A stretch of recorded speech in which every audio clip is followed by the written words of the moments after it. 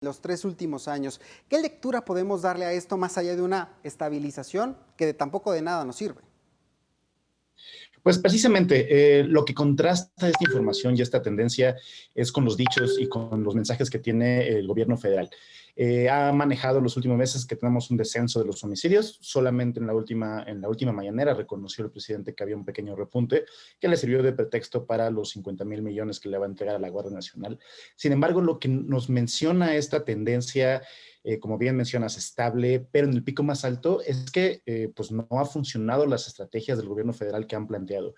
De hecho, estamos de una forma muy preocupante. Si bien no han crecido, sí estamos en el punto más alto desde que tenemos registro. Nunca había habido tantos homicidios tan constantemente como en los últimos años. Esto debería de ser una alarma muy importante y debería de llamar la atención de que no hay una política, que no existe una estrategia como tal que esté funcionando. En particular, el cambiarle el nombre al ejército o un pedazo del ejército y ponerle Guardia Nacional, pues ha demostrado que no ha sido suficiente. Y así como las estrategias de los antecesores desde el punto de vista de militarización, pues tenemos que buscar una nueva forma distinta porque este problema no se ve que se vaya a resolver. Ahora, habla el presidente, incluso justifica que la Guardia Nacional necesita mandos militares, que sea parte de la Secretaría de la Defensa Nacional. ¿Ves tú que esto sea viable en este sentido? ¿O ya como está operando la Guardia Nacional con estos mandos militares, pues presumiblemente tampoco daría resultados, o esto que estamos viendo sería la antesala de que no vamos a tener resultados consistentes? Lamentablemente, este tipo de mensajes mencionan que el presidente no conoce el tema de seguridad. Durante los últimos 14, 15 años hemos utilizado estrategias militares para tratar de resolver el problema del crimen organizado y en consecuencia los homicidios, la violencia en torno que generan, y no ha funcionado. No se trata de la capacidad de despliegue o del armamento que tengan los cuerpos de seguridad que estén atacando este tipo de problemas, sino de la capacidad de inteligencia, de resolución de problemas, de investigación de los delitos y sobre todo de que se pueda coordinar de una forma adecuada los tres poderes de gobierno, los tres niveles de gobierno, así como los poderes mismos. No es posible que los ministerios públicos no puedan llevar a cabo casos adecuados para que los juzgados puedan emitir sentencias que sirvan de disuasor o que sirvan para disminuir la violencia. No solamente una reducción o una disuasión de la violencia a partir de fuerza militar.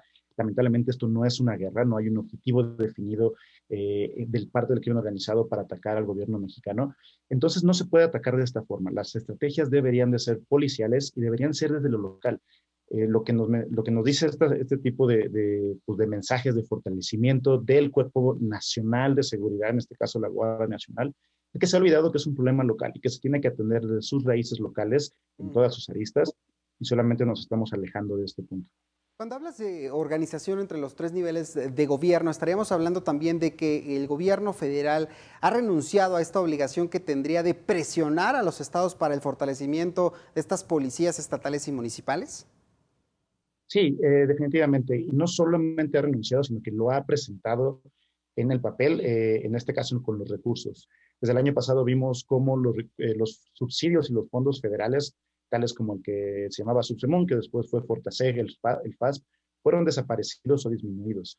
Este tipo de fondos lo que permitían era generar este tipo de fortalezas en los municipios, en los agentes de investigación de los estados, y se ha desaparecido prácticamente. Esto menciona el poco interés que tiene el gobierno federal de que los cuerpos locales tengan esta fortaleza.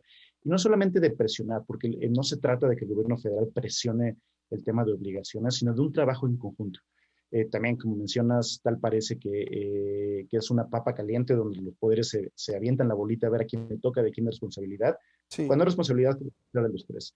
El gobierno federal debería de dar el apoyo, debería de dar las capacitaciones, la capacidad de inteligencia, el acompañamiento y fortalecimiento de cuerpos de seguridad, pero deberían ser los municipios y los estados quienes tengan la coordinación de este tipo de estrategias de seguridad y el diseño de estrategias. Hay algunos analistas, y no sé esto, qué tanto podríamos ponerlo sobre la mesa, qué tanto nos puedas ayudar a entender sobre si esto es cierto o no, de este presunto pacto con el crimen organizado, es decir, de esta instrucción a las Fuerzas Armadas de no combatirlos de manera frontal, de intentar quitarle a estos jóvenes a través de los programas sociales, pero no confrontar a la Guardia Nacional, no confrontar a las Fuerzas Armadas con el crimen organizado. No también se le está olvidando a este gobierno que esta es una parte fundamental del eje contra estos grupos criminales que crecen y crecen en el país? Pues es un tipo de mensaje que se ha mencionado desde hace bastantes años, de los 80 al menos. Esta idea de pactos y de órdenes entre algunos cárteles con el gobierno federal, tanto para recibir información como para poder Ujú. mantener ciertas plazas con cierta calma, se ha mencionado. Lamentablemente no contamos con evidencia, pero de ser así, el gobierno estaría incurriendo en una falta de obligaciones y en una falta de la ley. Con el tema de los jóvenes, si bien es muy importante realizar acciones de prevención, estas tienen que ser focalizadas. Es buena idea, es buena noticia que se tengan las carencias que tienen los jóvenes a partir incluso de subsidios directos, aunque estos no tengan quizá la eficacia que se requeriría.